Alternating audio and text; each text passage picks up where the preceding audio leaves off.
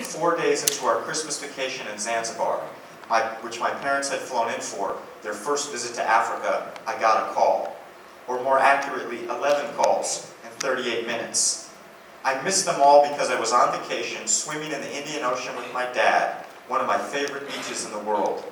This was the downside to my new job. News could break anywhere, at any time, no matter where I was, and knowing that that possibility always existed, even if it didn't always happen, made it very difficult to ever truly relax. I made myself call Bacchus, my Somali translator, back. He answered in half a ring. "Jafar," he said, "it started."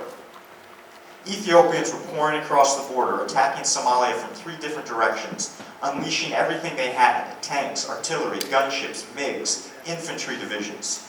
Ethiopia may be one of the most impoverished countries in the world, but it sure can wage war. A once-in-a-decade full-scale invasion was underway, and here I was, standing in a bathing suit in a beach town on an island with 2 parents sadly staring at me. In situations like this, all that matters is how fast you can move. "Be careful," my dad said, folding a pair of ancient Fruit of the Loom tighty-whitey underwear and folding it into his suitcase as he frowned as our vacation was cut short. "I don't want you to get kidnapped again." Courtney and I hugged them goodbye and jumped on a plane back to Nairobi.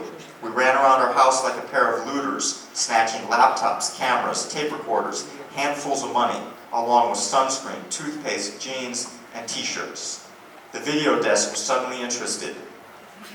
My wife was doing video for the New York Times at this moment. We barely made the next flight to Addis, the capital of Ethiopia.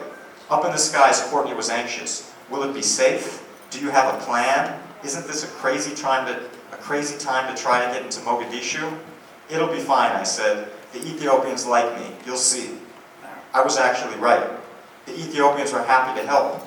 This was less than 6 months before Courtney and I would be thrown in Ethiopian jail and considered enemies of the state, but none of us had any inkling that was coming.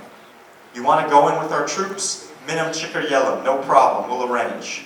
They knew this was going to be a rout.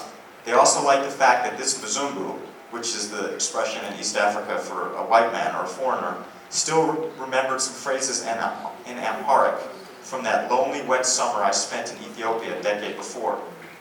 We climbed on board a troop transport plane to Kismayo. It was loaded with so many red-tipped artillery shells that had we crashed, it wouldn't have hurt at all. I looked over at the man strapped in next to me. He was a stone-faced sniper. "Kas by kas and kulal burgur yehidal," I said. The guy just started cracking up. For some reason, hearing a Mzungu recite that proverb, "Slowly, slowly the egg will walk," their version of "Rome wasn't built in a day," always cracks Ethiopians up. Kismayo, a forlorn port town in southern Somalia, wasn't where I wanted to be. I wanted to be in Mogue, where the Islamists were gearing up for one last stand, but the Ethiopians said Mogue was too hot to bring us in.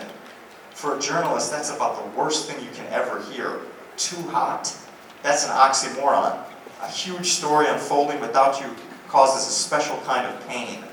We constantly dream up apocalyptic scenarios in which the news breaks and we're the only one able to cover it. I may have been in Somalia, but I was in the wrong place. And Kismayo had plenty of local journalists, but none wanted to work with us. I later found out the reason why. Some jerk in Nairobi had told his fixer that I was Jewish, a dangerous and quite sinister disclosure in that land. Somalia is 99% Muslim and has fanatical extremist groups all over the place. Exactly one fixer agreed to help us. He was a surly junior radio reporter, about 25 years old, who acted as if he was doing us an enormous favor by accepting $200 a day, which was twice the going rate. Nasty Dhaka Lit, whom we'd soon call Nasty, cut a dashing figure. He was tall, immaculately dressed in business slacks and polo shirts. He always carried 3 pens in his pocket, and it turned out he was extremely well connected. His uncle was one of Kismayo's major warlords, and that imbued Nasty with a sense of entitlement. He walked with his back very straight. He was not starry-eyed at all about Mzungus. He was one of those fixers who seemed to enjoy giving the man he worked for bad news. "Jafar," he said, "there are no flights to Mogadishu.